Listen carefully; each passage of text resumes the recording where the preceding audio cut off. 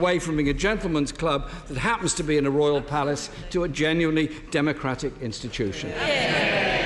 So I want you to accept our thanks and pass on our best wishes to Sally, Freddie, Oliver and Jemima, your wonderful family, for the support they've given you. And a great celebration today, and I'm sure the whole House will join us in this, is when you and I, Mr. Speaker, celebrate Arsenal beating Liverpool tonight.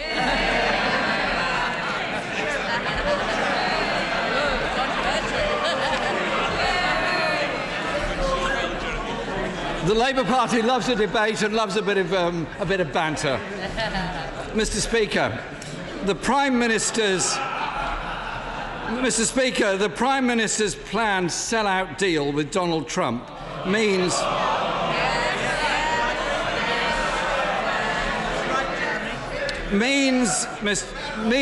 yet more National Health Service money being siphoned off into private profit. Channel 4 dispatches reported that the cost of drugs and medicines has repeatedly been discussed between US and UK trade representatives. Why did the Prime Minister previously say the health service wasn't on the table in any post-Brexit trade deal? Mr. Speaker, the answer to that is very simple. It's because it is not on the table. And I pay tribute. And by the way, I pay tribute to the officials of the NHS who have just done a brilliant job in reducing the cost of Orkambi so that cystic fibrosis, made in America, by the way, so that cystic fibrosis sufferers in this country get the treatment they need at a cost that is reasonable to the taxpayers of this country. And if he wants to know how the people of this country are able to afford the stupendous investments that we're now making in the NHS, £34 billion, the biggest ever investment in the NHS, 40 new hospitals that we are building as a result of the decisions that we are taking.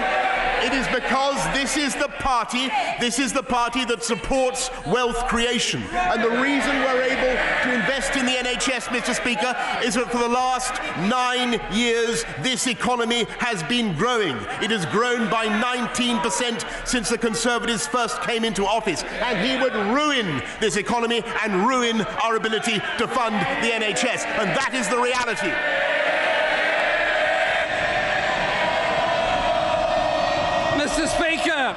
Mr. Speaker, we all welcome the fact that Orkambi will now be able to be provided in this country under the NHS, and we thank those that campaigned for it. The shame is that we're not told what the deal is with the company concerned. And as for these fabled 40 hospitals, that figure dropped to 20 and then finally dropped to 6.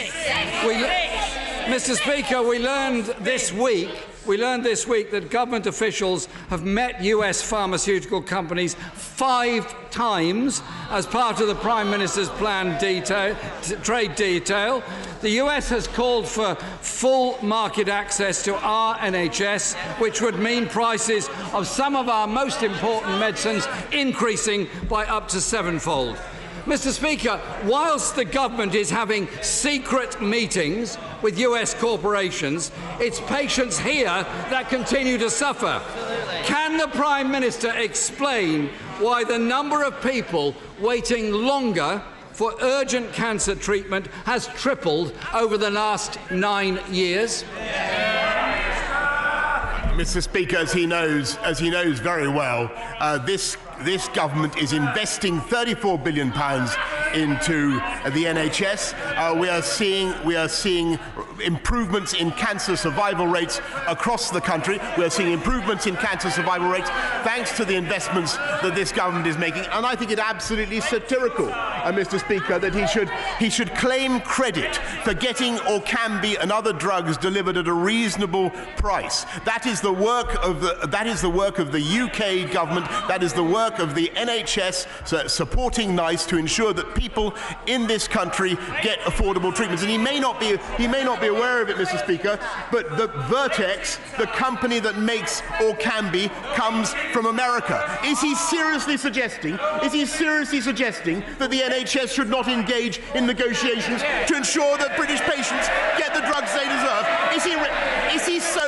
phobic?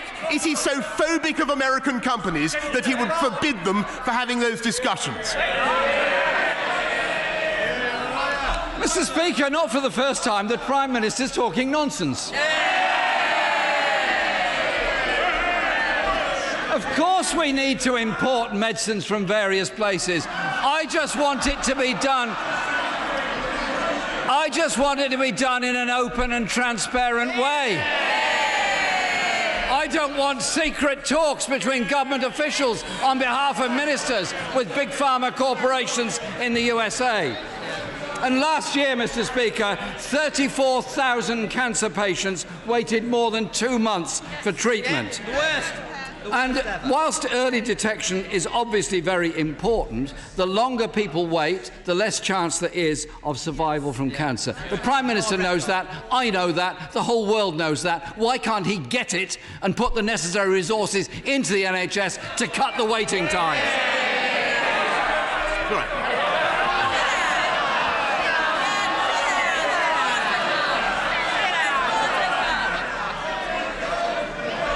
If he could just be patient for 30 seconds.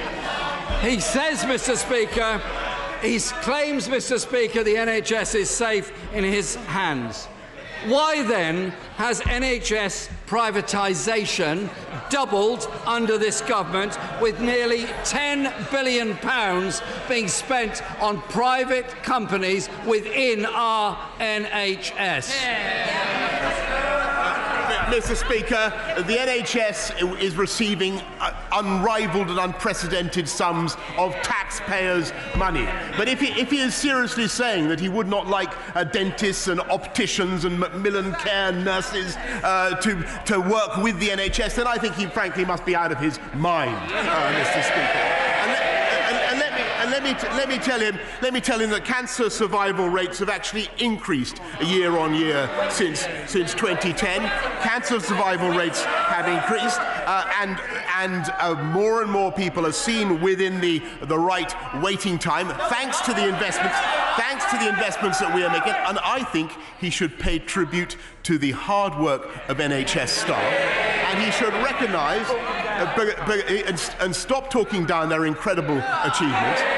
And he should recognise that we intend, if we come back as the next government, we will invest massively in that NHS and take it forward with the funds that we will make available from a strong and growing economy. And the reality is that he would wreck that economy. Mr. Speaker, what we don't want is private companies like Virgin Healthcare suing our NHS for contracts they didn't get. Our NHS should be focused on making people better, not the wealthy few richer. The National Health Service A&E departments, Mr. Speaker, have just had their worst September on record. This morning, the Royal College of Emergency Medicine says this winter the NHS needs over 4,000 extra beds.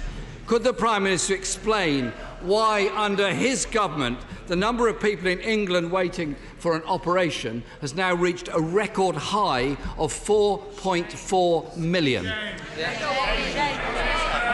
Mr. Speaker, there's a reason why more people are receiving NHS care, and that is because the NHS is working harder and achieving more than ever before. And if he wants to look at what Labour, if the House wants to look at what Labour would be like in office, look at their performance in. Well, by the way, I should say the SNP government that negotiated a much higher price for Orkambi, it occurs to me, in Scotland. They did. They got the price totally wrong. He should have a word with them. If the people of this country want a horrific foretaste of what life would be like under a Labour-run NHS, look at the NHS in Wales, where all health targets are routinely missed. The A&E waiting target hasn't been met since 2008. Inpatient outpatients haven't been met since August 2010. Urgent cancer treatment. He talks about cancer treatment, Mr. Speaker. It hasn't been met since June 2008. That is how Labour runs the NHS, Mr. Speaker. I'm surprised he can keep a straight face saying that while his government has cut so much from the Welsh Government's budget. And from a government that's cut 15,000 beds out of the NHS, that has cut $7 billion from social care, I don't know how he's got the brass neck to say what he just said. The reality is, Mr. Speaker, his words are hollow. Anyone who's tried to get a GP appointment, who sees how overworked our NHS staff are when they visit a hospital, and the stress NHS staff go through when they can't deal with all the patients that are coming in, he needs to think about this. I'll give an example. A lady called Gillian wrote to me this week. Yes, it's a real case of a real person, and I will quote her letter if I may, Mr. Speaker. Gillian says, "My mother died in February as a direct result of the GP shortage in the UK. Her last years were marred by long waits for treatments and for interventions.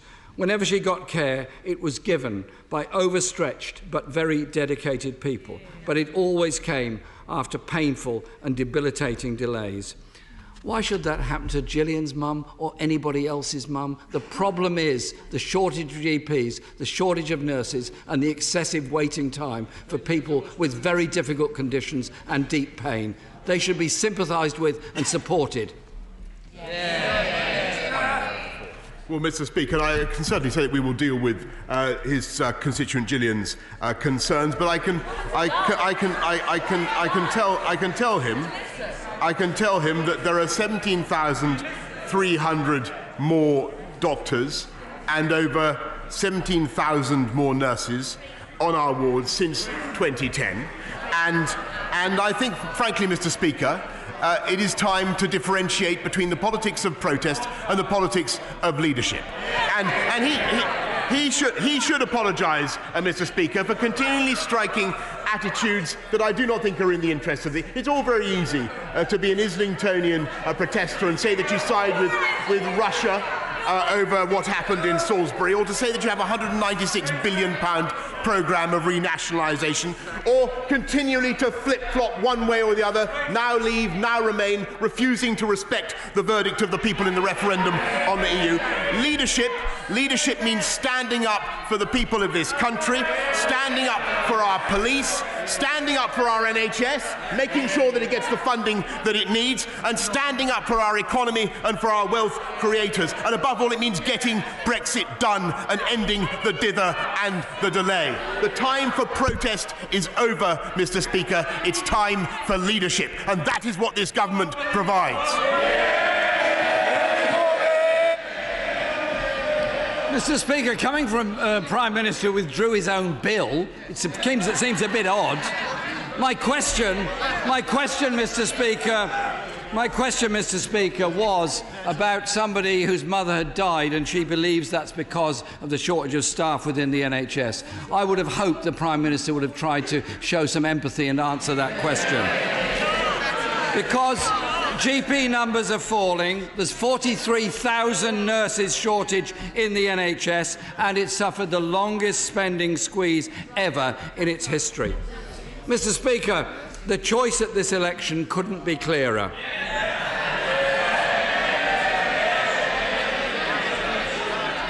People have a chance to vote for real change after years of Conservative and Lib Dem cuts, privatisation and tax handouts for the richest. This government that's put our NHS into crisis. This election is a once-in-a-generation chance to end privatisation in our NHS, give it the funding it needs, and give it the doctors, the nurses, the GPs and all the other staff that it needs. Despite the Prime Minister's denials, our NHS is up for grabs by US corporations in a Trump-style trade deal. Isn't the truth, Mr. Speaker, that... The right honourable gentleman will not be shouted down under any circumstances. He will complete his inquiry to the satisfaction of the chair, and people who think otherwise will quickly learn that they are, as usual, wrong. Jeremy Corbyn! Thank you, Mr. Speaker. Despite his denials, the NHS is up for grabs by US corporations in a Trump trade deal. Isn't the truth, and the government may not like it, isn't the truth that this government is preparing to sell out our NHS. Our health service is in more danger than at any other time in its glorious history because of his government, his attitudes and the trade deals he wants to strike. Mr. Speaker, I do indeed agree that there is a stark choice facing this country at this election, and it is between economic catastrophe under the Labour Party, a £196 billion programme taking away money from companies and putting it on a pointless renationalisation programme, putting up taxes on corporations, on people, on pensions, on businesses, and at the highest level in the whole of Europe, Mr. Speaker. That is the catastrophe, the economic catastrophe that he offers. But it's worse than that, because he also offers a political disaster. Consigning next year, which should be a wonderful year for our country, to 2 more referendums, Mr. Speaker. Another referendum on the EU, because he can't make up his mind what he thinks, flip-flopping this way and that, and another referendum on Scottish independence. Why on earth should the people of this country spend the next year, which should be a glorious year, going through the toxic, tedious torpor of 2 more referendums thanks to Labour? We want next year to be a great year for our country, Mr. Speaker. We want it to be a great year because we are going to invest more in front-line NHS services. We are going to reduce violent crime with more police officers on our streets, 20,000. That's what I pledged on the steps of Downing Street, and we've done it. We are going to invest in every one of our schools, primary and secondary, across the country. That's what I pledged on the steps of Downing Street, and we are delivering it. We are going to invest in a fantastic infrastructure programme for our country. Gigabit broadband across the whole nation. That's what I pledged across the steps on the steps of Downing Street. That is what we are going to deliver. And we are going to deliver a fantastic deal by which this country will come out of the European Union. A deal that he has tried to block and that we will deliver. That is the future for this country. Drift and dither under the Labour Party, or taking Britain forward to a brighter future under the Conservatives. That is the choice this country faces.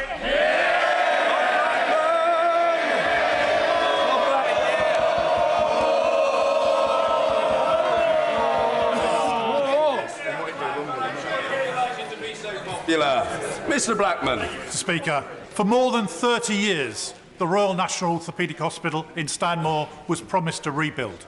Under a Conservative government, we have the first phase of those medical facilities to match the world-class treatment provided by the medical team there.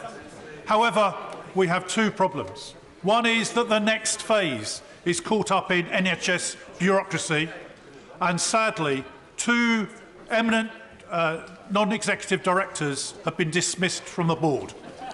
Can my right honourable friend sweep away this NHS bureaucracy so we can provide the medical facilities that are required, and also order an investigation as to why the non-executive directors have been removed by the board by NHS London?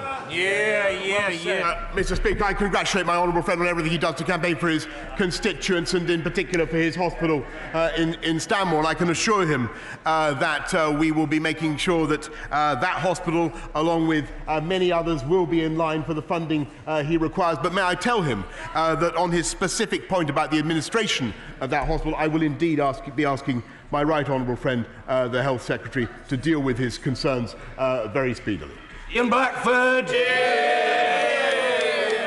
Thank you, Mr. Speaker. And can I, on behalf of those of us on these benches, wish you all the best for your impending retirement, and salute you, sir, for the way that you have stood up for the democracy of this House in order that at this time of crisis that we hold the government to account. We trust that you enjoy your many passions in retirement. You'll always be welcome up in Scotland, and if you need to visit a football team as an antidote to Arsenal, you'll always be welcome at Easter Road to see the mighty Hibernian. And let me, Mr. Speaker, wish England all the best for the rugby on Saturday.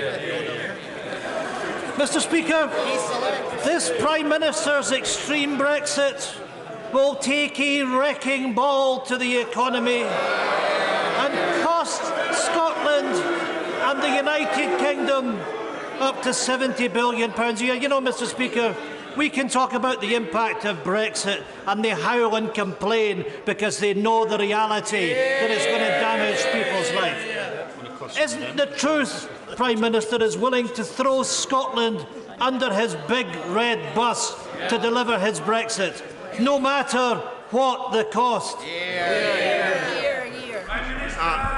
Mr. Speaker, as the right honourable gentleman knows very well, the greatest damage that could be done to the Scottish economy would be their reckless plan to break up the union with the UK. 60% of Scotland's business, of Scotland's exports, is with the rest of the UK. They would be throwing away not just the biggest block grant in history that Scotland has received this year, but of course all the benefits of membership of the most successful political partnership in history, from shipbuilding in Govan to the Glasgow Climate Change Summit next year, Mr. Speaker, which will be a glory of our whole United Kingdom, and which is coming to Scotland precisely because Scotland is part of the United Kingdom. And they would throw all that away, Mr. Speaker, with their crackpot plan for borders at Berwick and creating a new Scottish currency, Mr. Speaker, or joining the euro, or worse still, going into the European Union, handing back control of Scotland's fisheries, Scotland's spectacular marine wealth, just at the moment that they've been won back by this country, handing back control of those fisheries to Brussels. That's their policy, Mr. Speaker. I look forward to contesting it at the barricades. You know, Mr. Speaker, I thought it was Prime Minister's questions, not a rant from the Prime Minister. And I have to say,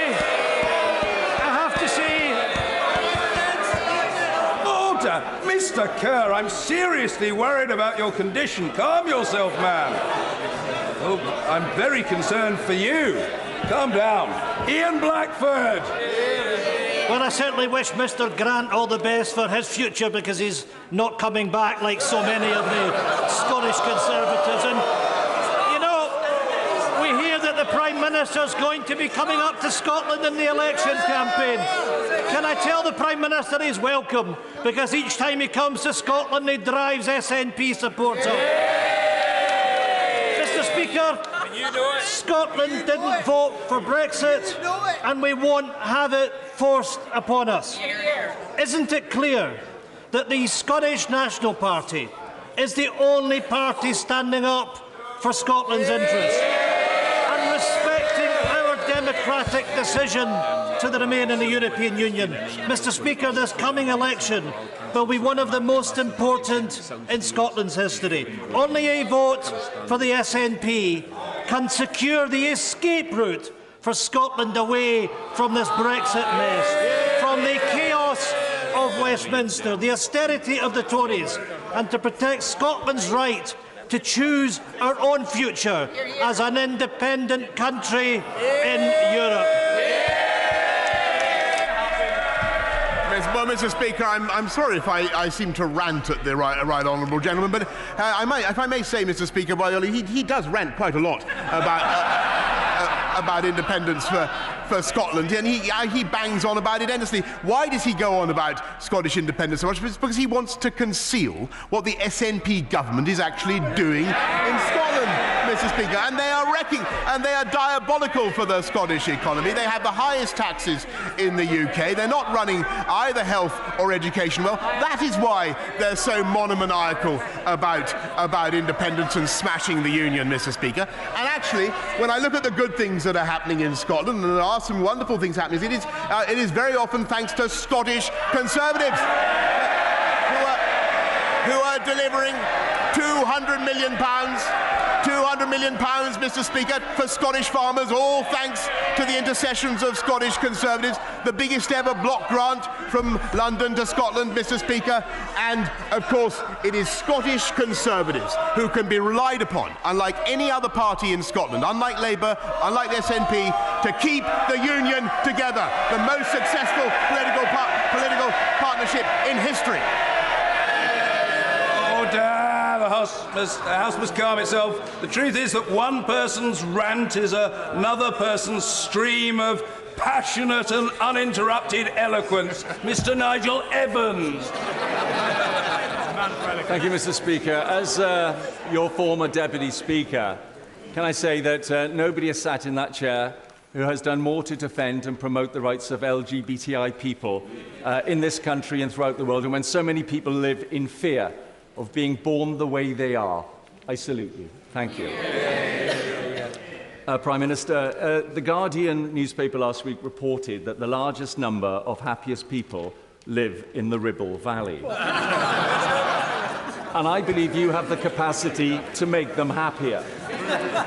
Will you ensure that of the 153 extra police that are coming to Lancashire, Ribble Valley gets its fair share, that we get our fair share of rural funding for health services like the Sladeburn Health Centre, and we get equal funding per pupil in our schools? And finally, will he ensure that for the 57% who voted Brexit and for the almost 100% who believe in democracy, that after the general election, when he's Prime Minister, he will deliver the Brexit people voted for?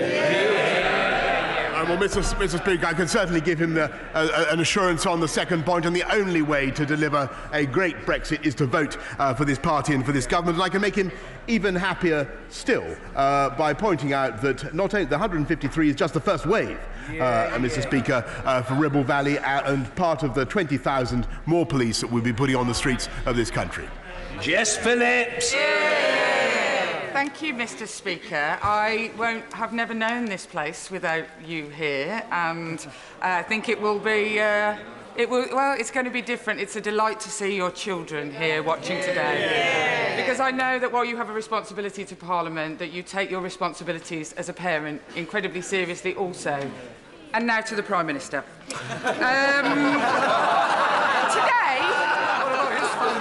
Today is my son Danny's 11th birthday. Happy birthday. Thanks to the years of cuts voted for by the Prime Minister, Danny, my son, and hundreds of children in Birmingham Yardley are in supersized classes and are only being educated 4.5 days a week. I don't want to hear his fancy stock answers about Brexit or Russia that he's been giving from his little folder. I want about how you're going to give more. I know what the Prime Minister. Both representatives at the dispatch box spoke with force and fully. The Honourable Lady is not going to be cut off by people ranting at her. She will be heard. If there are people who don't want to hear it, they're welcome to leave. I don't think she'll care, and neither will I. The Honourable Lady's question will be heard, and that's the end of it. Jess Phillips. I don't want to hear his campaign ad answer, because my son won't be able to go to school on Friday, so his campaign ad answer does nothing for me as a parent. I don't. Please, I'm so glad that you think it's really funny that people can't go to school 5 days a week. The Prime Minister is responsible for the children in this country, and while he might struggle with that personally, I would like to know, will he today commit that there will be a minimum number of children in every class post the election, and every single child will be able to go to school for 5 days a week? Well, Mr. Speaker, can I first of all wish a very happy birthday to Danny, and I can reassure her that I believe that under this government, under this Conservative government, he will have the best possible chance, not only of having the funding for his school that he needs, because we're investing in every primary and every secondary school in the country, and Mr. Speaker, he will also, as I say, £14 billion to level up funding both in primary and in secondary schools. And, Mr. Speaker, I believe that Danny will have a better chance of a great job under this government, and look at what we've achieved already. Record employment under this government, and a better chance of being able to find eventually his own home. So Danny has a great future under this government, Mr. Speaker, and I hope she'll reassure him on that point. John Lamont. minutes. Thank you very much, Mr. Speaker. In Scotland, Nicola Sturgeon and the SNP are letting down our wonderful NHS staff and the patients they look after. Waiting time targets have been missed, capital investment has been slashed, and there's a £1 billion maintenance backlog. Does the Prime Minister agree with me that rather than obsessing about independence referendums, Nicola Sturgeon should end her neglect of Scotland's NHS? Mr. Speaker, I congratulate my honourable friend on everything that he does for his constituency in Berwickshire. He is absolutely right. That it is, and that is why, as I said earlier, that is why they rant, to use his own word. That is why they rant so incessantly about independence, because they wish to distract, they wish to dead cat, as the saying goes, from the lamentable failures of the SNP government in Scotland. And he's entirely right. If this goes on, I think that the SNP will forfeit all right to manage the NHS in Scotland. Ronnie Cowan. Thank you very much, Mr. Speaker. Fireworks and politics can be entertaining. Unfortunately, fireworks of explosive types can cause great distress to people, pets and livestock. The SNP has got his government on a 14-week consultation and received over 16,000 responses. 94% of respondents said they would welcome increased controls on the sale of fireworks. The relevant legislation covers consumer protection and explosives, environmental law and animal welfare law. Has the Prime Minister ever considered banning the sale of fireworks to the general public? And in the short time left to him, will he? Mr. Speaker, I think it's important to strike a balance, and people should be allowed to celebrate Guy Fawkes Night and other occasions with fireworks. But he's plainly right that they are very disturbing for animals. I know that my right honourable friend, the Business Secretary, is looking at this very matter. I just point out that on animal welfare, it may interest him to know that there are measures we will be able to implement as a result of Brexit, such as banning sow farrowing crates, for instance, which I think is a great concern to our constituents, banning the live export of animals that we would not otherwise be able to do. And that is one of the reasons why we need to get Brexit done and take this country forward. Mr. Speaker, thousands of British people in Wickham have family and friends on one or both sides of the line of control in Kashmir, with so many serious allegations of human rights abuses being made. Does the government accept that this is not merely some foreign policy issue to be dealt with by others, but that it is an issue of the most immediate and profound concern in Wickham and in towns across the UK? I thank my honourable friend, and he's absolutely right that this matters very much not just to him and to his constituents, but the welfare of communities in Kashmir is of profound concern to the UK government. And he also knows, of course, that it is the long-standing position of the UK government that the crisis in Kashmir is fundamentally a matter for India and Pakistan to resolve, and it is not, alas, since we were there at the very beginning of this crisis, he will understand for long-standing reasons it is not for us as the UK to prescribe a solution in that dispute. I'm back. In my constituency, the squeeze on government spending has meant we have a third fewer police than we had in 2010. We have lost half of our children's centres, and the state of disrepair at St Mary's Hospital, Paddington, is so acute that last week the outpatients department was closed because of leaking sewage. How then can the Prime Minister justify squandering £2 billion of public money on no-deal Brexit preparations, following his feeble pledge to exit the EU tomorrow, do or die?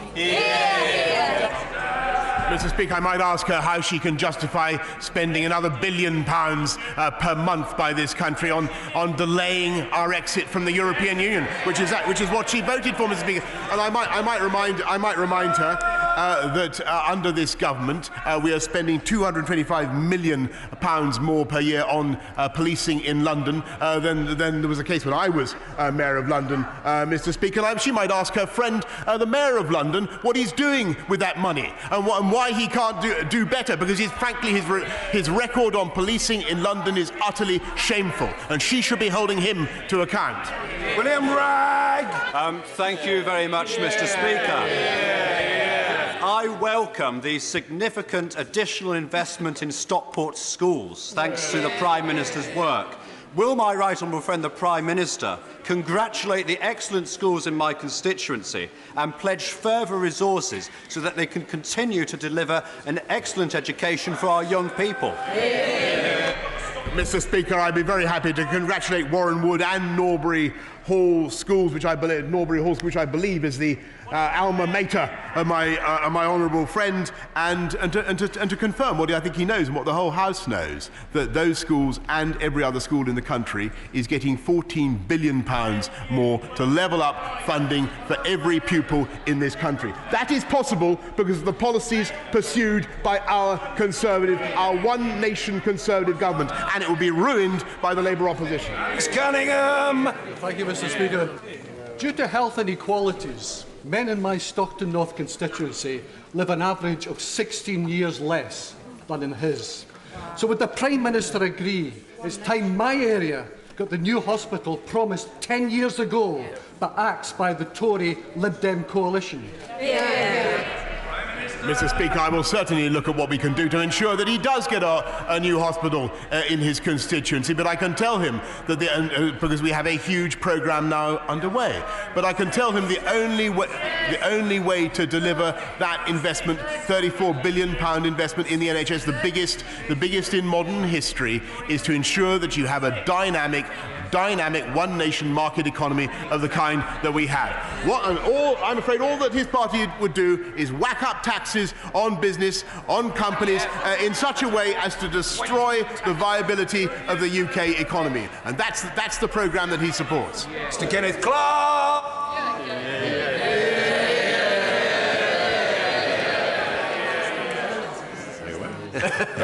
Mr. Speaker, may I take the occasion of your last Prime Minister's questions and mine to join in the tributes to your own role in the chair.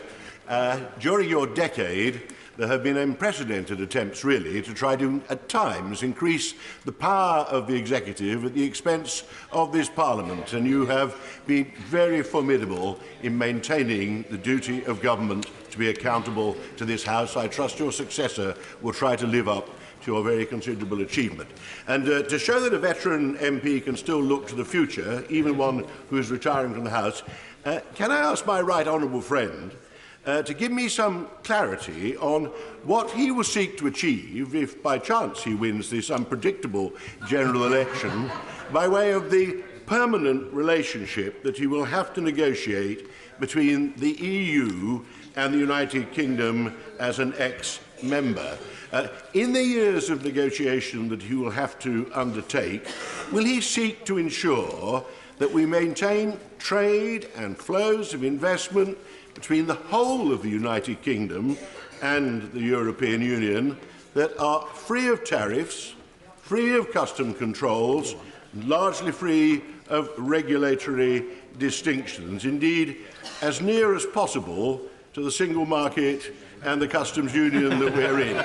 Because just talking about a free trade agreement is an extremely vague aspiration and covers a wide range of possibilities. So can he demonstrate that he really is a liberal free trader at heart?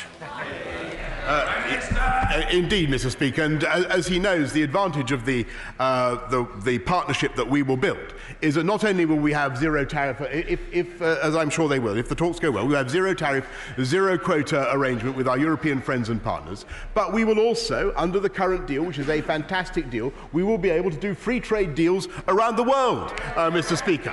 And there will be many ways in which, of course, we will stay very close with our European friends and partners, many ways in which we will stay close, but there will also be important ways in which we may seek to do things differently and better. I've already mentioned animal welfare. I might mention tax breaks for new technology. I might mention cutting VAT on sanitary products. I might mention free ports, Mr. Speaker. There are all sorts of ways. I might mention different regulation on biotechnology or many of the areas in which this country now leads the world. That is the opportunity for our country to do a great free trade deal with our European friends and partners of a kind of which I'm sure my right honourable friend would thoroughly approve, but also to be a champion for free trade around the world. And that is what we're going to do. As the Father of the House leaves this place after 49 years without interruption, I, for one, want to salute him. The gentleman is one of the most popular and respected politicians in our country.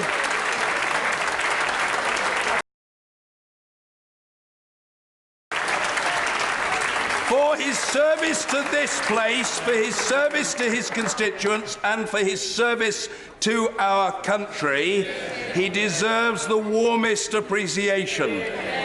For my part, I thank him for his support and friendship over decades. The Right Honourable and Learned Gentleman, as I think most sensible people know whether they agree with him or not, is a great man. Mr. Jonathan Reynolds. Thank you, Mr. Speaker. I know everyone on this side of the House would like to associate themselves with those comments to the floor of the House. Mr. Speaker, one of the most consistent things I've seen in all my parliamentary casework is, I'm afraid, too many children with special educational needs not getting the support they need, something I know, Mr. Speaker, you personally support a great deal. This year, councils in England alone will overspend on their SEN budgets by over £400 million, and even then, there is simply not enough resource in the system. So, Prime Minister, how could any government like yours justify going ahead with cutting corporation tax to 18% when children with the greatest needs in this country are simply not getting what they should? Prime Minister! Well, I'm afraid that shows the fundamental division between us, alas, because I think that what you need is a strong and dynamic economy, and the evidence is that if you reduce corporation tax, you deliver more in yields, you deliver more in growth, and that is how we've been able to commit now to spending another £780 million on special educational needs schools, and allowing communities to set up new SEND schools where they desire them. And we will back them with the funding that is made available by that strong economy. And that is the fundamental difference between him and me. Mr. Andrew Mitchell. Is my right honourable friend aware that during your time in office, Mr. Speaker, and the 326 Prime Minister's questions over which you have presided, thanks to decisions made by the government and by this House, the British taxpayer has paid for life-saving vaccinations for more than 140 million children living in the poorest countries of the world. Mr. Speaker, at a time of considerable division in our country, is not that an achievement in which the whole of Britain can take real pride? The Prime Minister! Mr. Speaker, it certainly is an achievement in which I think the whole House should be proud. And I know that the Right Honourable Gentleman, my Right Honourable friend, has done a huge amount to champion the cause of overseas development, and he can be absolutely certain that this government will continue not just to provide support for vaccination around the world, but of course to ensure that we continue to lead the world in our overseas development budgets, because our commitment, I may say, is followed and respected by countries around the world. Stevens. Yesterday, it was reported that a former staff member of the Secretary of State for Wales, Ross England, had, in the words of a trial judge, single-handedly and deliberately sabotaged a rape trial by referring to the victim's sexual history against the judge's instructions.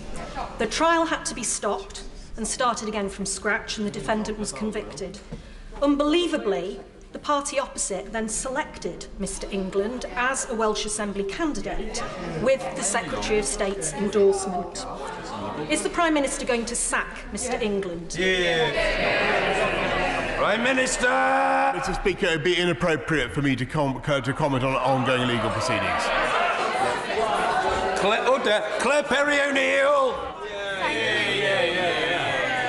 Thank you very much, Mr Speaker. It is also my last Prime Minister's questions, and I would like to follow the comments that have been made about your very strong leadership from that chair, and indeed your kind comments about my good friend, your Right Honourable Member for Ruislip and others.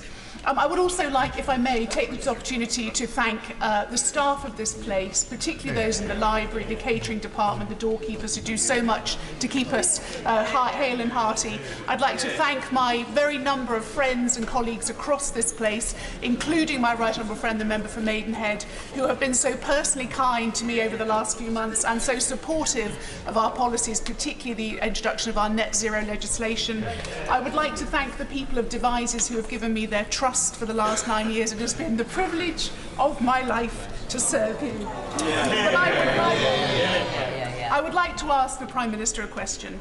Does he believe, like me, that there is no planet B, and that we should take the opportunity of this Brexit blockage-breaking election to move on, move the country on, and focus on the incredible things that we can do as the host of the UN's global climate change talks, which may be in Glasgow but are a 4-nation COP next year, so that we can help the world to get on with dealing with the problem of the next 30 years, how we repair our climate. Prime Minister!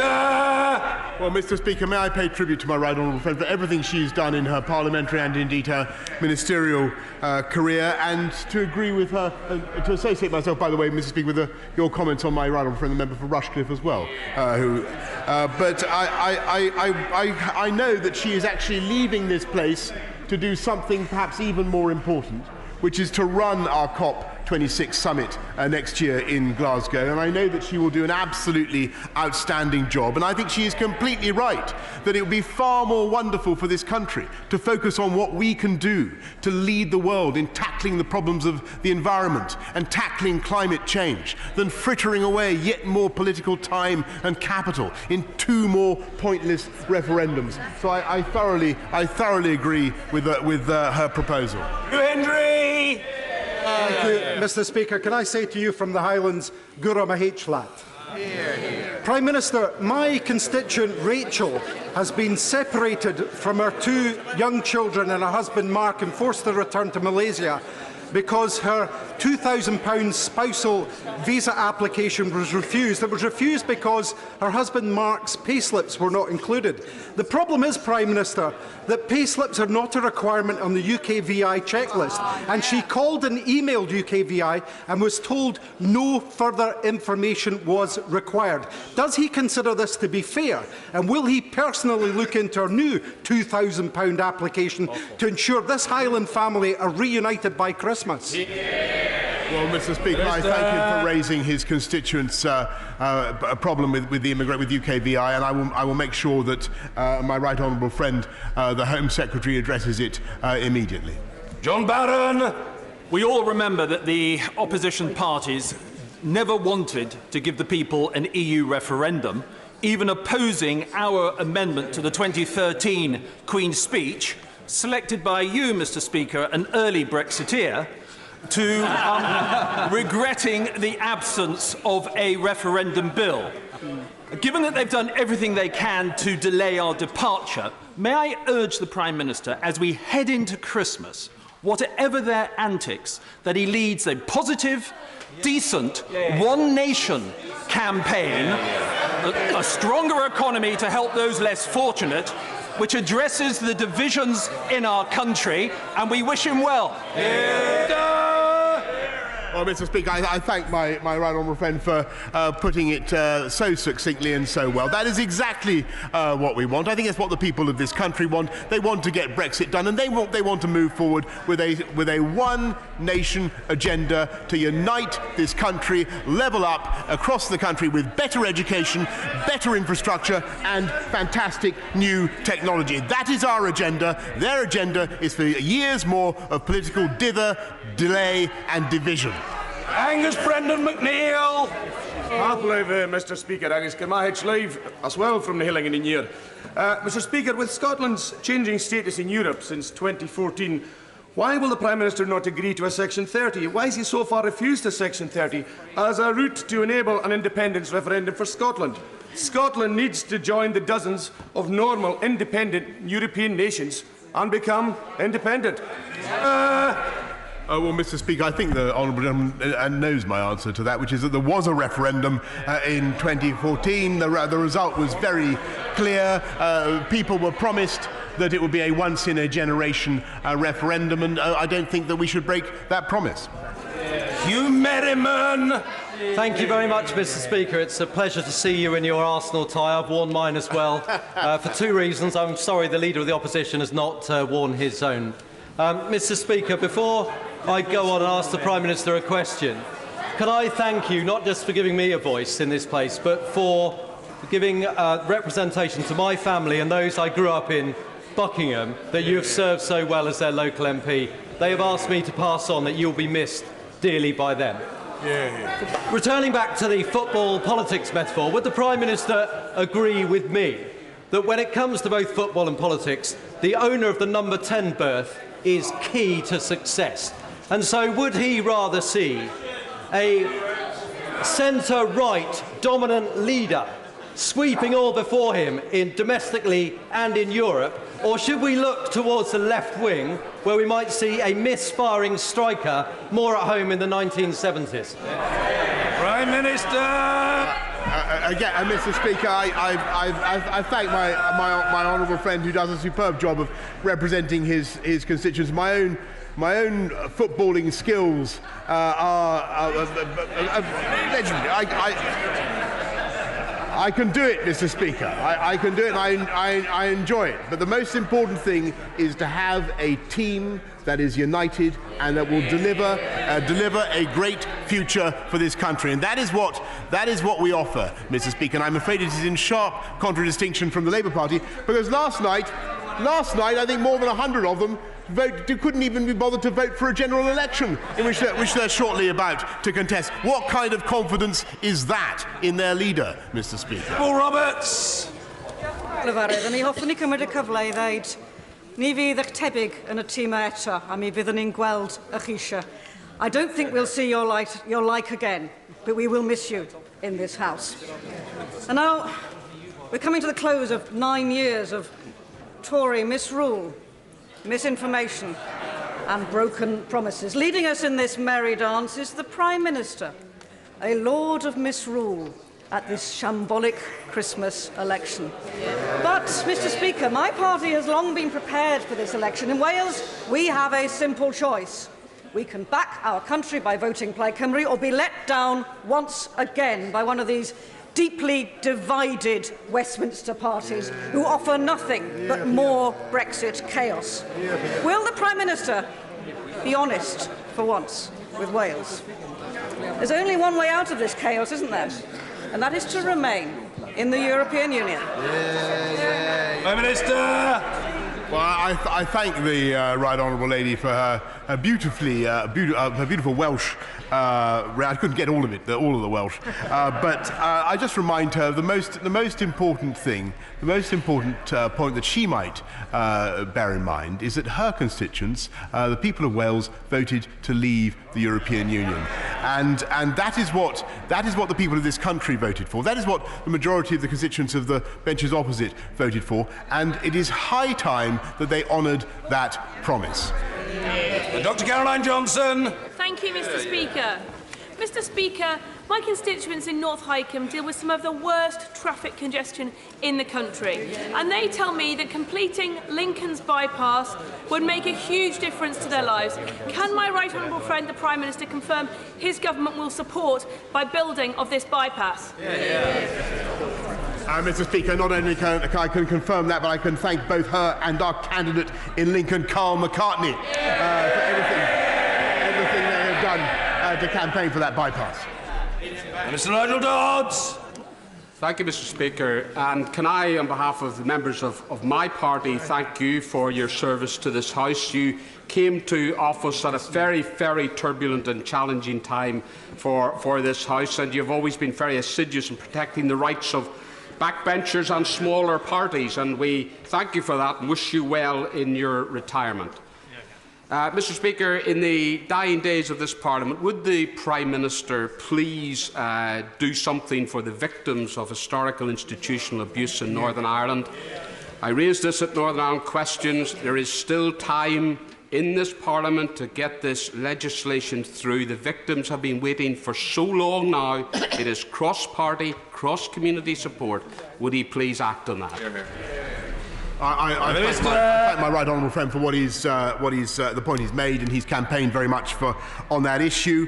The government, of course, has fulfilled its promise to introduce legislation on the matter, and as he knows, my right honourable friend, the Secretary of State for Northern Ireland, has had productive meetings with representatives from victims and survivors groups. But the most powerful way of addressing this issue, as he knows, will be if we can all work together to get the Stormont executive back up and running to deal with the matter themselves. Sir John Hay. Thank you, Mr. Speaker. There will never be, because there could never be, a more eloquent and articulate Speaker. We will miss your style and your remarkable encyclopedic grasp of detail. And I will miss the literary references, by the way, Mr. Speaker. Marcel Proust said the about Proust. The only real voyage of discovery it consists not in seeking new landscapes but having new eyes. And hard-working British patriots that voted to leave the European Union with fresh eyes have in their sights the bourgeois liberal elite that is trying to steal Brexit from them.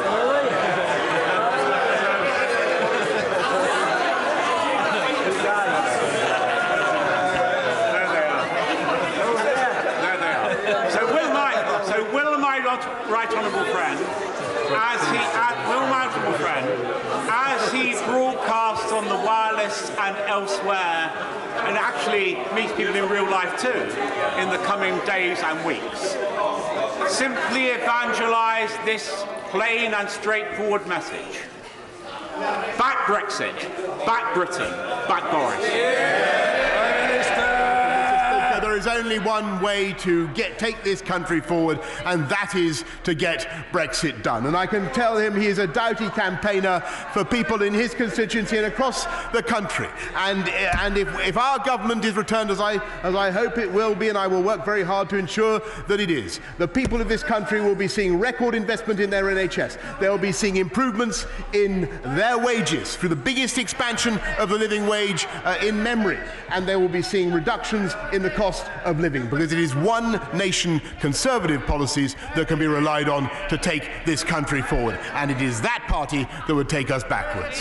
Jay Swinson. Thank you, Mr. Speaker. And from the Liberal Democrat benches, can we wish you well and congratulate you on a decade, particularly as a modernising Speaker. From topicality of debates to promoting diversity within the staff of the House, to reforms to support parents who are MPs, you have helped to drag this institution out of the past so that it can face the future.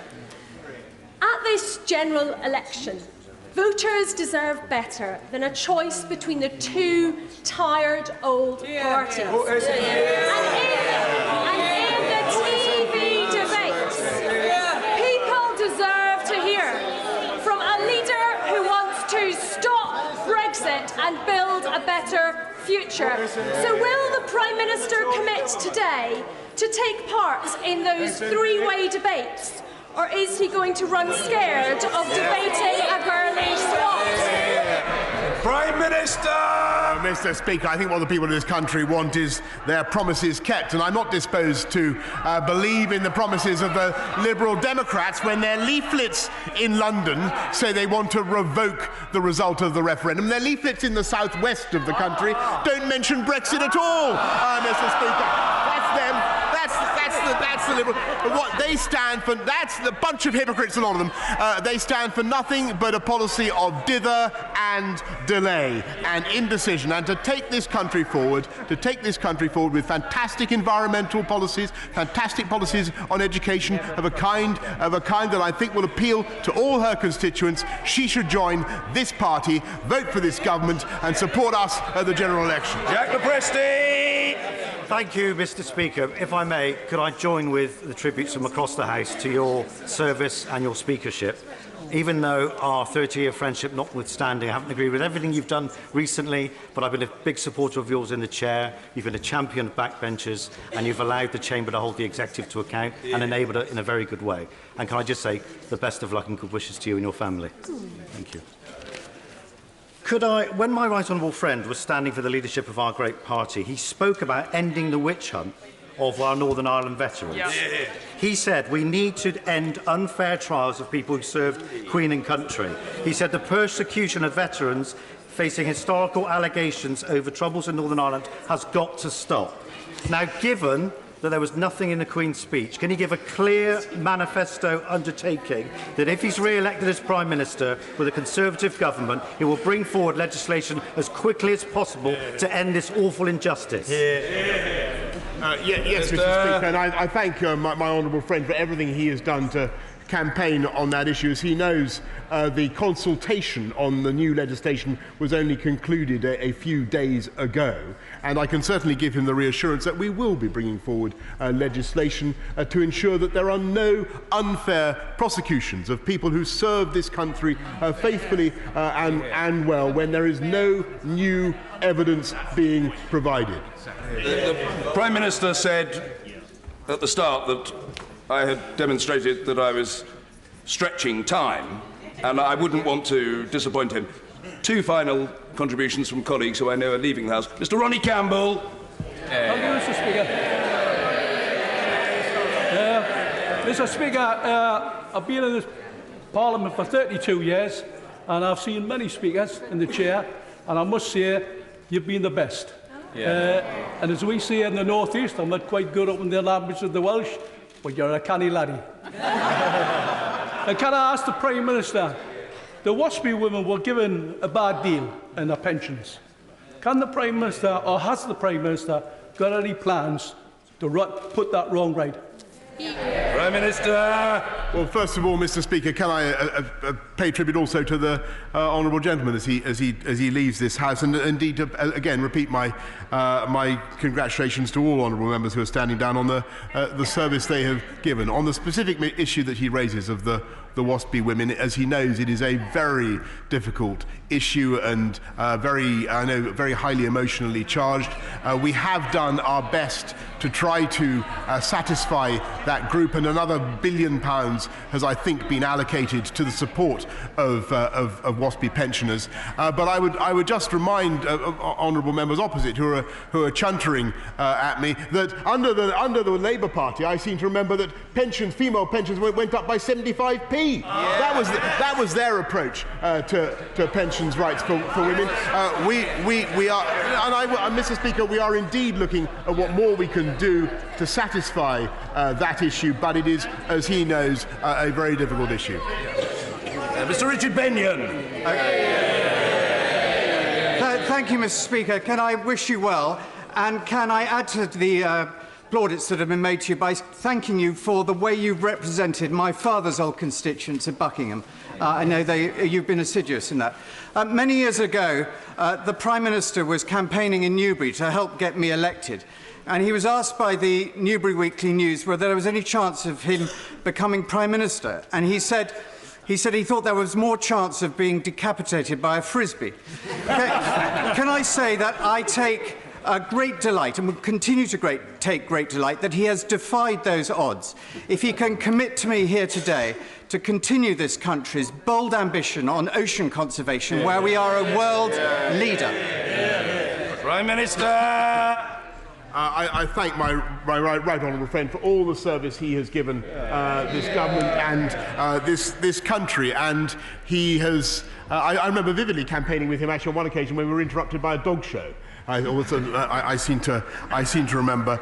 But he has also done particularly important work in conserving oceans, and he has helped to ensure that this country has global leadership in establishing marine conservation areas around the planet. This country, as you know, Mr. Speaker, protects one of the vastest expanses of the oceans of any country on Earth. And it is thanks to the work of my right honourable friend that we have put that issue at the forefront of our politics, protecting marine life, protecting not just the fish, but of course the penguins as well. And as he will know, a third of the world's emperor penguins are British, Mr. Speaker. And he's done a signal job. He has done a signal job, Mr. Speaker, of protecting those penguins, and I thank him for it. Order.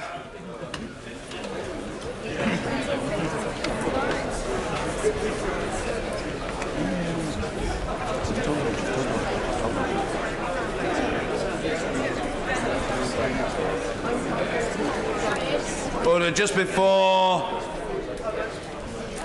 we proceed with a number of statements that need to be made, I would like to thank the Prime Minister and colleagues for their kind and generous personal remarks, which are greatly appreciated. I want to thank staff of mine, past and present, who have given of their time to be here today for the last Prime Minister's question that I chair. All of them are people who've worked with me for a significant period of time. We've had fantastic relations and a terrific bond, and I hugely appreciate the fact that they've bothered to turn up on this occasion. And in particular, again, I want to thank my wife, Sally, and our 3 children, Oliver, Freddie and Jemima, for the support, stoicism and fortitude which they've displayed through thick and thin over the last decade. I'll never forget it, and I'll always be grateful for it.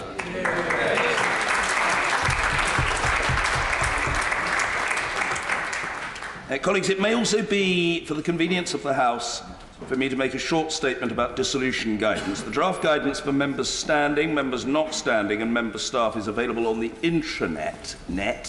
It will be finalised after dissolution is confirmed. In the course of today, answers to frequently asked questions, capital F, capital A, capital Q, will also be published. These will include an answer to the point of order raised by the Right Honourable Gentleman, the member for North Thanet, on Monday concerning arrangements for Remembrance Sunday. Colleagues, I'm very pleased to announce the appointment of Patricia Hillis as the new Speaker's chaplain. She was selected following a fair, open and competitive recruitment process. Tricia, as she likes to be known, is currently canon pastor at St Paul's Cathedral, where she leads on diversity and inclusion and, goodness knows there's a piquancy about this today, on the Church's response in times of disaster. In particular, she was part of the team at St Paul's which brought together the National Memorial Service following the Grenfell Tower disaster, working alongside the bereaved families and survivors and local faith and other groups. As we know, that avoidable disaster has caused intense grief, pain and anger among those affected in the community. Born in Kuala Lumpur to an Indian mother and a British father, Tricia moved to the UK with her family in 1971. Formerly a social worker, Tricia specialised in supporting individuals and families diagnosed with HIV and AIDS, helping them deal with complex multiple challenges with dignity. Married to Andrew, who is head of the Youth Offending Service for Southwark, Tricia will additionally be priest in charge of St Mary at Hill in the City of London. I am also proud to say that she will be the second female Speaker's chaplain from a BAME background. Tricia replaces our dear friend,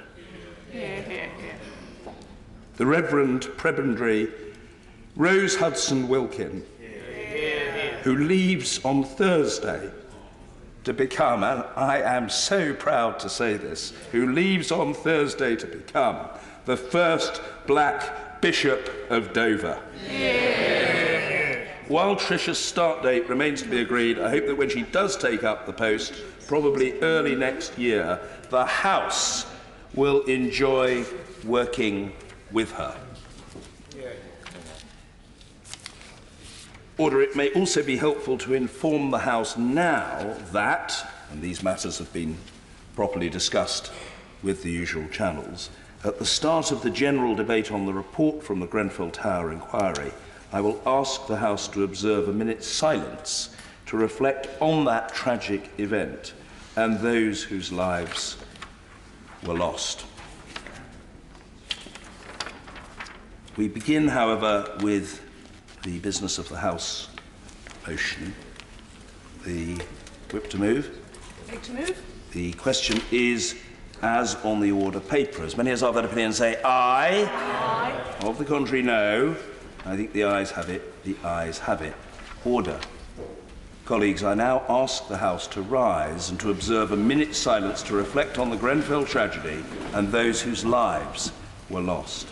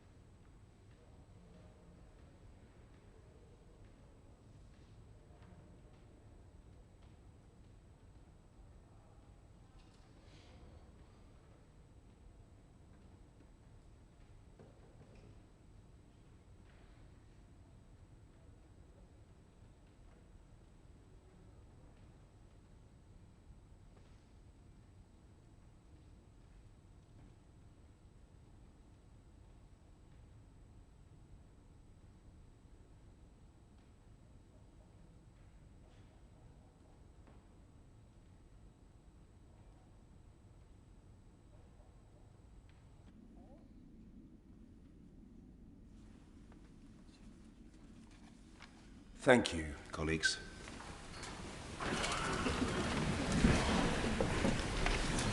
We now come to the general debate on the report from the Grenfell Tower inquiry. To move, I call the Prime Minister. Mr. Speaker,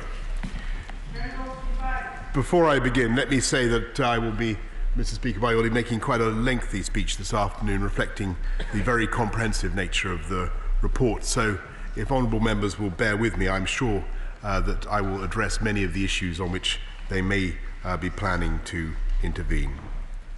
Mr. Speaker, the bereaved, the survivors and the members of the North Kensington community joining us in the galleries today each have their own story to tell, their own perspective on what happened at Grenfell.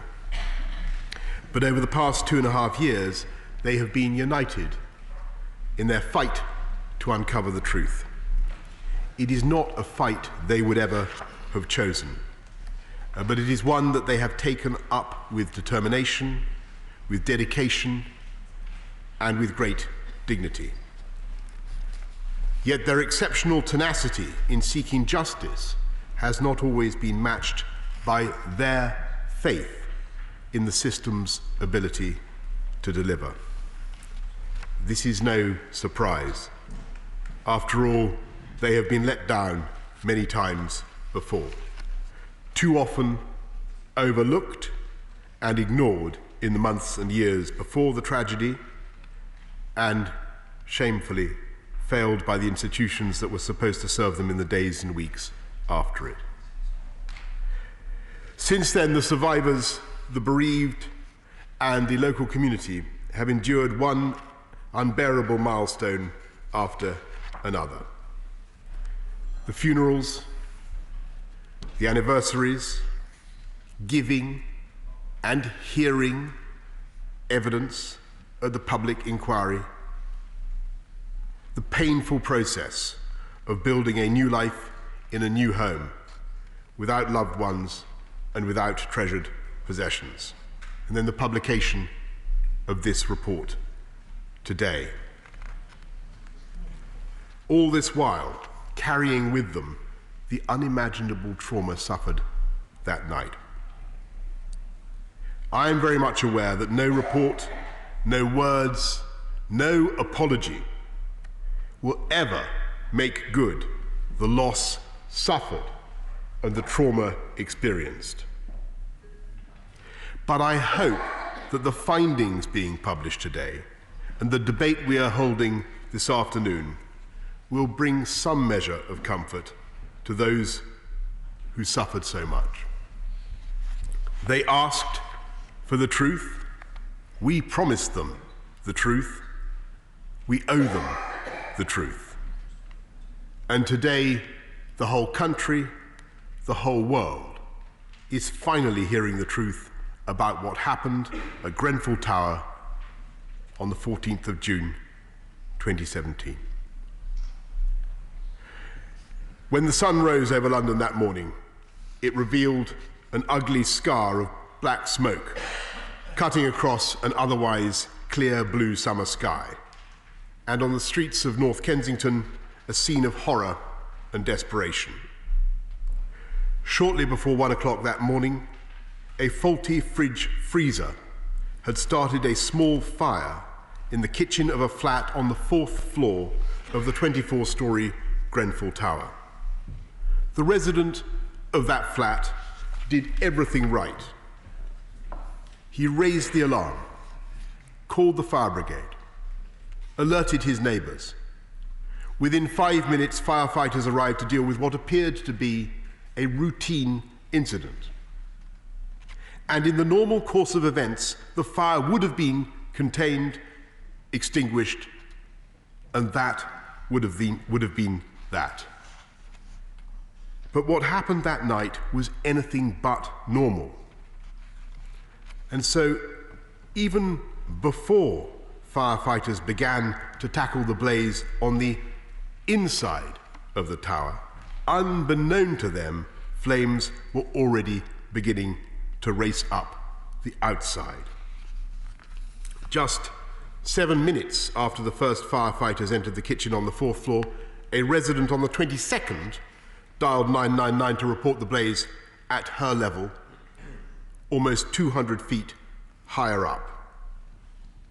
By 1:27 a.m., a column of fire had reached the roof. One whole side of the building was ablaze. Dense smoke and searing flames, visible across the capital, began wrapping around the tower, penetrating its heart. And by 1:30 a.m., less than 3/4 of an hour after it began, it was clear to those watching below that the inferno was completely out of control. Grenfell Tower, filled that night with almost 300 souls in its 129 flats, was beyond saving. The fire that shocked the nation and the world that June morning took the lives of 72 men, women, and children. The oldest, known simply as Sheila, was a poet, artist, and great-grandmother who had brought joy to many and seen and experienced much in her 84 years. The youngest, Logan Gomez, had never even seen his own parents. He was stillborn hours after his mother made a narrow escape from the choking, noxious smoke. Many who lived together died together. Husbands and wives, parents and children were found in each other's arms. Those who survived saw everything they owned reduced to dust and ash.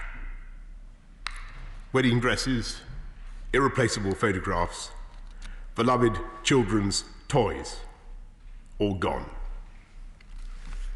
And the true scale of the trauma, the impact of the fire not only on those who survived, but those who lost loved ones or who witnessed its destruction, is unlikely ever to be known. Grenfell represented the biggest loss of life in a single incident in the UK since the Hillsborough tragedy 28 years previously. However, my predecessor as Prime Minister, the Right Honourable Member for Maidenhead, was determined that there would be no repeat of the travesty that followed that disaster, which saw the friends and families of those who died forced to fight the establishment tooth and nail, year after year, decade after decade, to secure justice for their loved ones. That's why, just 15 days after the tragedy, the then Prime Minister appointed one of our most experienced and respected former judges, Sir Martin Moore-Bick, to lead a rigorous public and completely independent inquiry into what happened. Sir Martin has today published his report on the first phase of that inquiry, covering the events of the 14th of June. The cause of the fire and its rapid spread, the way in which emergency services and others handled the immediate response.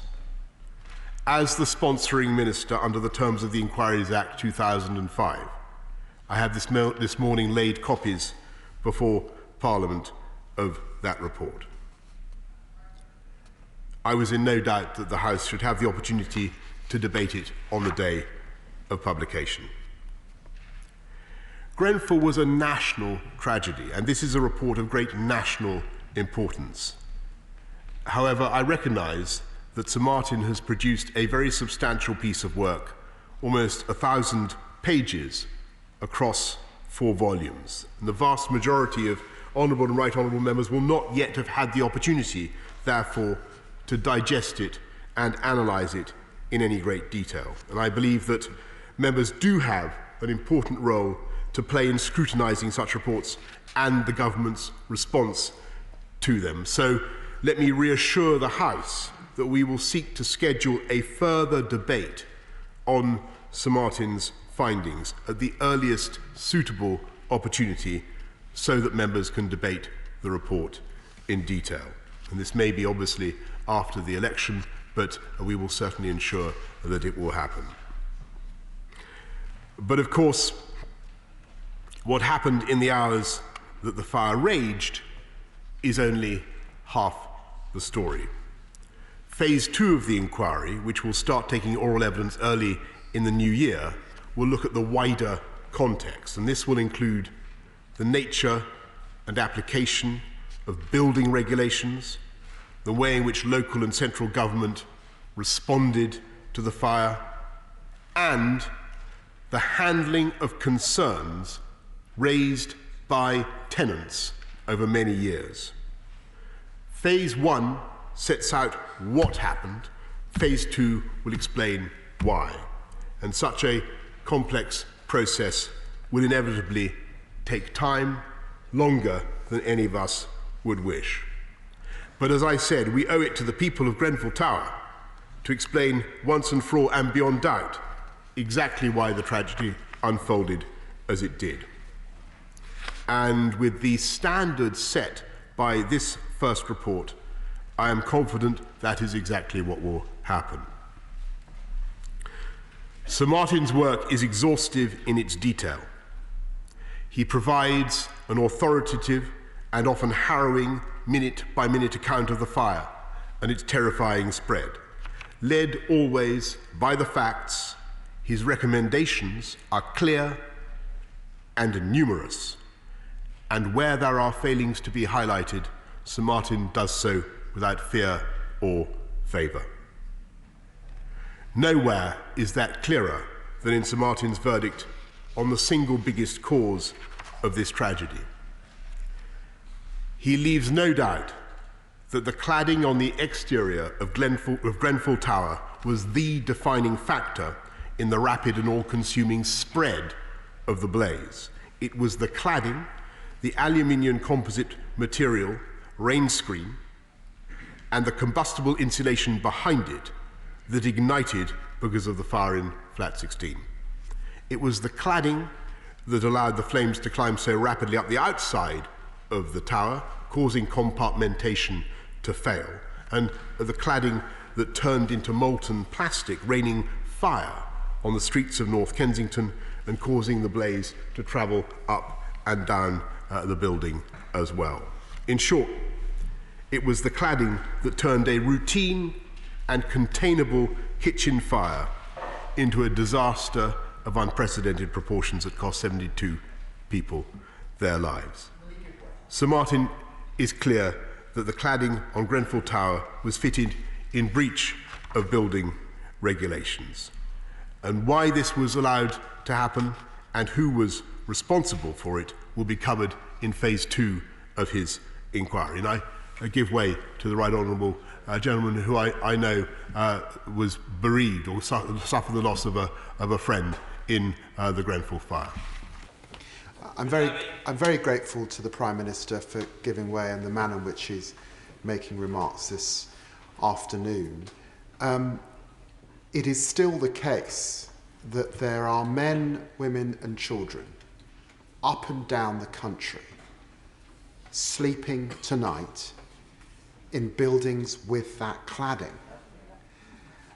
And so many years after the tragedy, does he not think in this sixth richest democracy in the world, we could not have done more to get rid of people sleeping in infernos across our country? Well, the Prime Minister. I'm very grateful to the honourable gentleman for his point, and indeed I was coming to that very matter in my explanation of what happened. And all I can say, Mr. Speaker, is that he is quite right, and we cannot afford to wait for the full conclusions of the report. That is why, as my right honourable friend, the Secretary of State for Community and Local Government has just pointed out, we have allocated a further £600 million to the removal of such cladding, and it is essential that we remove similar cladding on all buildings as soon as possible, and that is why we've established that fund to pay for the removal of such cladding systems from tall residential buildings. And I'm pleased to say, I know that progress is not as fast as I would like. I'm pleased to say that all such buildings owned by central and local government have now had their cladding removed and are undergoing or are undergoing work to remove it, or at the very least have such work scheduled. In the private sector, progress is slower, and too many building owners have not acted responsibly. On that point, Prime Minister. Well, I'll give way. I'm grateful for the Prime Minister giving way on this particular point. Perhaps he could inform the House what action will be taken against those private building owners who failed to remove or replace the cladding by the June 2020 deadline. Prime Minister. I'm grateful to my honourable friend, and he raises a very important point. We are proposing to name, Mr. Speaker, the businesses and companies that own those buildings that are failing to comply, in order to encourage them to get on with this vital work. Because while people living in those privately owned buildings are safe, and the House will know that round-the-clock fire patrols and other temporary measures ensure this is the case, I'm in no doubt that they need a long-term and lasting solution. Can I just make some progress? Nearly all private high residential buildings where such cladding remains are now in line to have remedial work scheduled. Where that is not the case, the government will work with local authorities to take enforcement action if landlords refuse to deal with the problems themselves. And I think the House would agree that they've had enough time. There are no more excuses. They must make those buildings safe or face the consequences. And I'll happily give way to the Right Honourable Lady. Yes. Thank you, Prime Minister, for giving way on precisely that point. The Housing Committees and Local Government Select Committees have done a lot of work on this issue, and we have highlighted the need for speed in terms of the removal. It is in the private sector where there are often disputes between the freeholder and the leaseholders who may be legally responsible but simply haven't got the wherewithal to do this work. So I'm pleased with what the Prime Minister said. Will he confirm now that he will work with local authorities to actually go in and do this work in default to make sure people in these properties are safe? Yeah. Yes, indeed, Mr. Speaker. I'll just answer the point, if I may. We are indeed going to be working, already are working with local authorities to enforce the requirements that they remove the cladding in question. And although I think, like many members of the House, feel that progress should be faster, I can assure him that we are hard at it to remove that cladding. Can I turn now to the second, if I may, Mr. Speaker, to the other most important factor that Sir Martin has identified? The cladding on Grenfell Tower caused the fire to spread out of control and to behave in ways nobody had seen before. And this unprecedented fire created an unprecedented challenge for the men and women sent to fight it. Mr. Speaker, since 2017, much has been written from many perspectives about the way in which the London Fire Brigade handled the unfolding disaster. So let me be very clear from the start. I'll give way to the Honourable Lady. I thank the Prime Minister and I thank him for his thoughtful delivery of the speech. I've seen the report this morning and I've seen the recommendations, and I just would like to ask the Prime Minister if he will give an undertaking today to enable extra funding, adequate funding, so that those recommendations can be taken forward as a matter of haste, because it's been 2.5 years, that's too long, and we need the money specifically for them to be taken forward quickly. I'm very grateful to the Honourable Lady, and I can tell her that I'm coming to that matter, and I think probably all the matters that Honourable members wish to address a bit later on in my remarks. But I think the issue that I think the House will want to hear about now is the opinions of Sir Martin about the way in which the London Fire Brigade handled that disaster. And after examining all the evidence and listening to hundreds of witnesses and experts, Sir Martin does not call into doubt the actions or bravery of any of the rank-and-file firefighters dispatched to Grenfell Tower. No one, any of us in this House or the other place, should be in any doubt about that. As Mayor of this great city of London, I saw for myself the courage and commitment demonstrated by the men and women of the London Fire Brigade. And as Sir Martin's report bears that out, telling of firefighters exhibiting, and I quote, extraordinary courage and selfless devotion to duty as they pushed themselves to and even beyond the limits of endurance, facing choking smoke and temperatures as high as 1,000 degrees Celsius. Their work that night was nothing short of phenomenal. However, Sir Martin concludes that the firefighters on duty that night were faced with a situation for which they had not been properly prepared. He finds that the London Fire Brigade's planning and training for such an incident were gravely inadequate, and that on the night of the fire there were serious deficiencies, I quote, in command and control. The report highlights a lack of coordination between emergency services, what Sir Martin calls a serious failure of stated policies.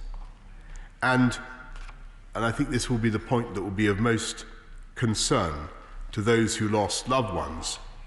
He finds that the failure to order an evacuation of the tower once the fire was clearly out of control most probably led to the deaths of individuals who could otherwise have been saved.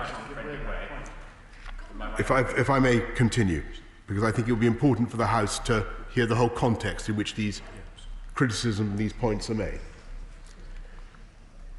The so-called stay-put policy is the bedrock on which all plans for fighting fires in tall residential buildings are based. Building regulations are supposed to mean that fires cannot spread beyond individual flats and that they are compartmented. When that is the case, it is indeed safest for most residents to stay in their homes until the fire is extinguished. But at Grenfell, that was not the case. The fire spread both widely and rapidly up and down and across the tower. The inquiry found, perhaps if I could just continue with it, I think the House will get the whole picture that Sir Martin wants to convey. By 1:30 a.m. it was clear that compartmentation had failed. By 1:50 a.m., it was still not too late to order an evacuation. Yet, according to Sir Martin, senior officers simply could not conceive of a situation where compartmentation could fail so comprehensively. In the report, Stay Put is described as such an article of faith within the fire service that senior officers were reluctant to let the reality before them override their training. And as a result, the decision to order an evacuation was not taken until 2:35 a.m., by which time the tower's single staircase was already filling with impenetrable smoke. Even after this time, poor and confused lines of communication meant that operators in the 999 control room were not aware that the advice had changed. Swamped by the sheer volume of calls and dealing with a challenge well outside their experience and training, some continued to give conflicting advice to callers trapped inside the tower. Sir Martin notes that many operators did not realize how all-encompassing the fire had become until well after 5 a.m., when a lull in calls allowed them to check their phones and see images of the burning building for the first time. Information gleaned from callers inside the tower was faithfully recorded, but only rarely made its way to firefighters who could act upon it. I'll give way to the... I'm grateful to the Prime Minister, and I thank him for the tone and the reflective manner in which he's delivering it. But can I point out that this isn't the first time that compartmentalisation had failed.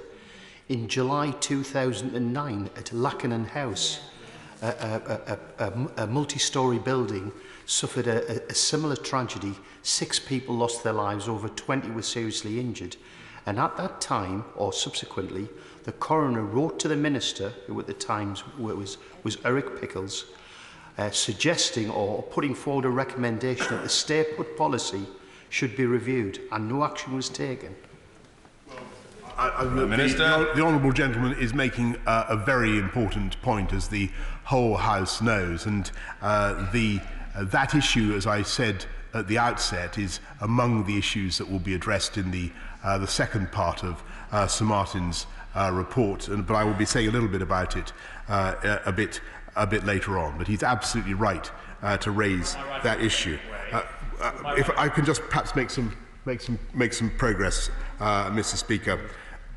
While brave firefighters led many people to safety from inside the tower, Sir Martin concludes that the chaos and confusion meant that some calls for help were not responded to until it was too late. And I give way to my right friend for giving way. I have visited Grenfell Tower twice to sympathise with the relatives, but I've also been able to see at first hand how firefighters in these very complex situations risk their lives. I had a meeting only yesterday with the Fire College in my constituency, who provide worldwide training for every type of fire officer. Would my right honourable friend agree that we owe it to our firefighters up and down this country to have the very best training?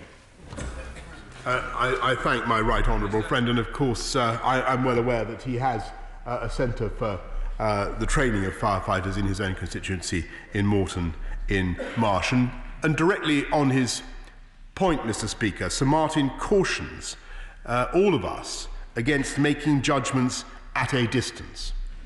And I agree with him wholeheartedly. It's very easy for us on these green benches to have 20/20 hindsight, and we are not allowed, we are not about to run into the heart of a fire that is blazing more than 200 feet into the night sky. And I give way to the Honourable Lady. I thank the Prime Minister for giving way. When he was Mayor of London, he presided over fire service cuts, despite warnings from London MPs from across parties.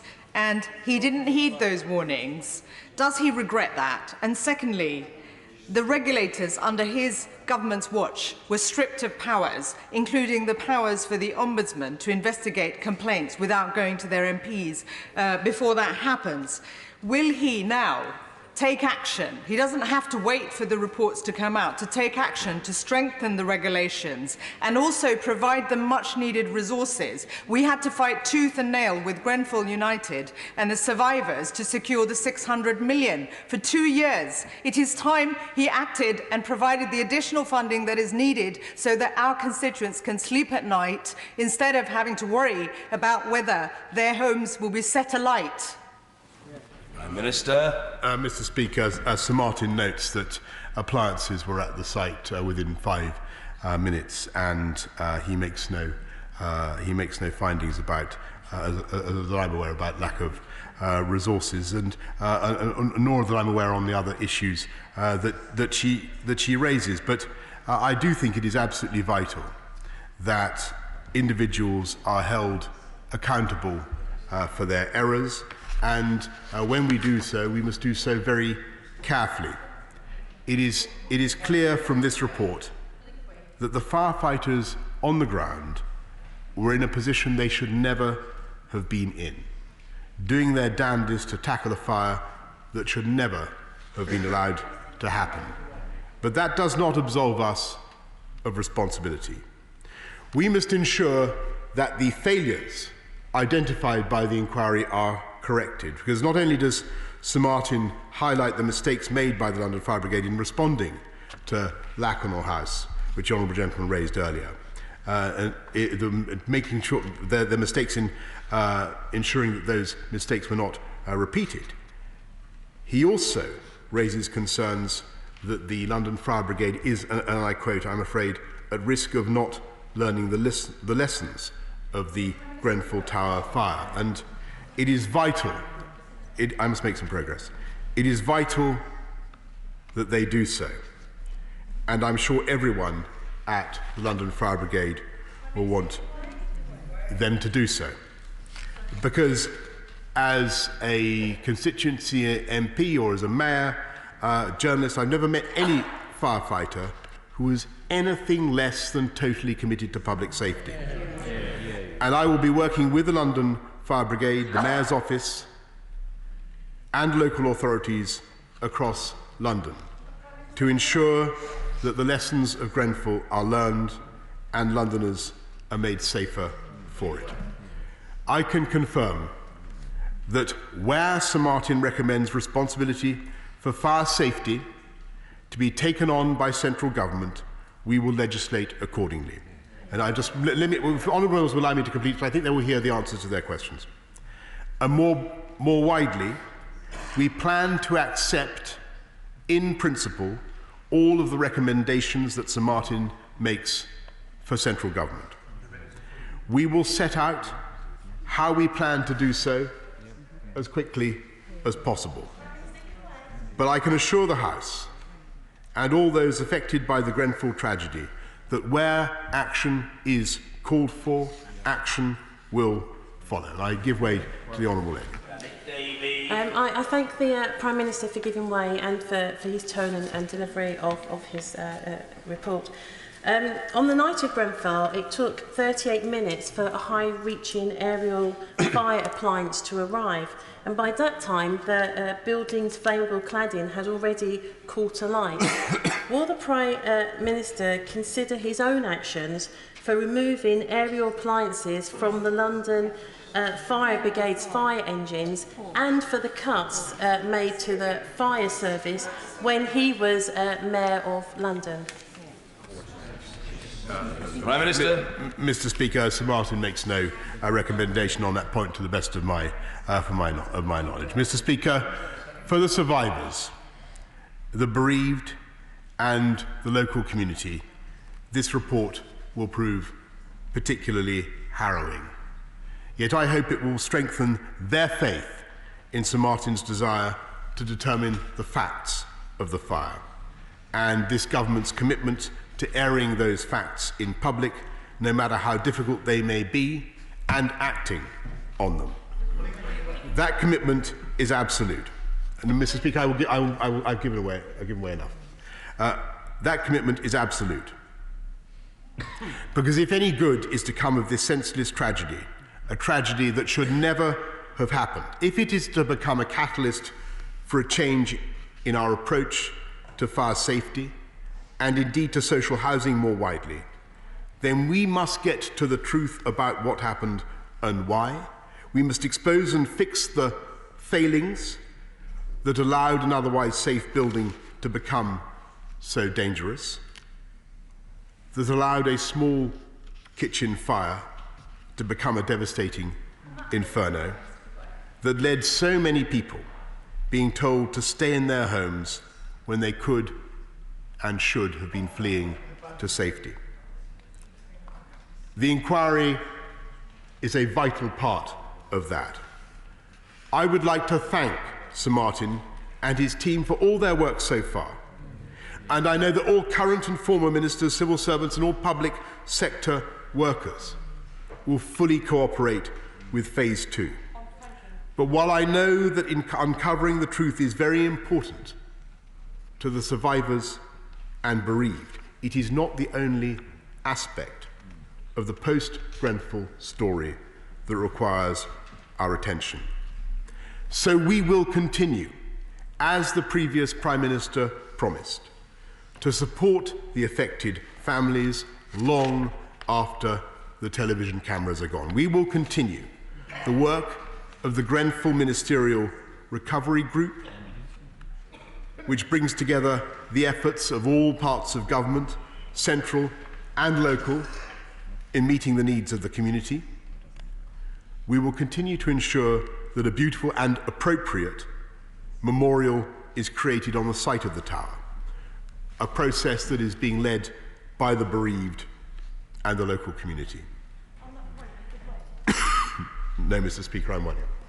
We will continue to make sure that those affected by the fire have an active and engaging role to play in implementing the lessons of Grenfell, including working closely with the Ministry of Housing to develop the policies in our social housing white paper. We will continue to implement the findings of the Hackett Review of Building Regulations, and I've asked the civil servants responsible for implementing Sir Martin's recommendations to provide me with regular and frequent updates on their progress. I will not allow the lessons of this tragedy to fall through the cracks. Mr. Speaker, the night of the 14th of June was a horrendous night. But in the darkness, we have also seen the best of humanity. The residents who sacrificed their own lives to save their children or neighbours, the local community that rallied round in such an incredible fashion, holding the survivors in a tight embrace as the authorities failed to step up. And the people here with us today, the bereaved and the survivors. Those who would have every reason to hide away, but who have instead fought to uncover the truth about what happened that terrible night, who have forced themselves to relive time and again the kind of trauma that most of us mercifully cannot begin to imagine, and who have dedicated so much of their lives in so many ways to ensuring that those who died on the night of 14th of June 2017 will always be remembered.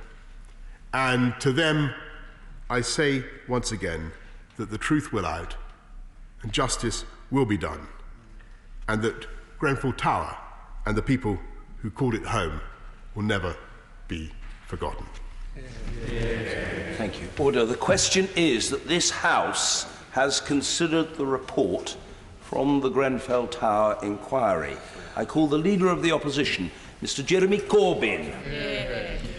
Thank you, Mr Speaker. And could I start by thanking the Prime Minister for the serious way in which he's approached this and the speech that he's given today on the findings of Sir Martin Morblick's first report on this. And can I also thank you, Mr Speaker, for ensuring that we had a 1 minute of silence at the start of this debate for those that lost their lives on that terrible, terrible night. I want to start by paying tribute to the survivors of the fire and their family members who've campaigned with such dignity and such determination for the past 2 years, 2 long years. Many of them are here today in the gallery or watching this debate on television. And for them, it's yet another horrible day of remembering a father, a mother, a brother, a sister, a cousin, a nephew, a niece who they will never see again and will never come back. And these memories will never go away. And we should have that understanding and that sympathy of our responsibility to ensure everyone is able to live in safety wherever they are in this country. 72 people lost their lives on that night in June 2017. That situation rocked the community and indeed shocked the whole country.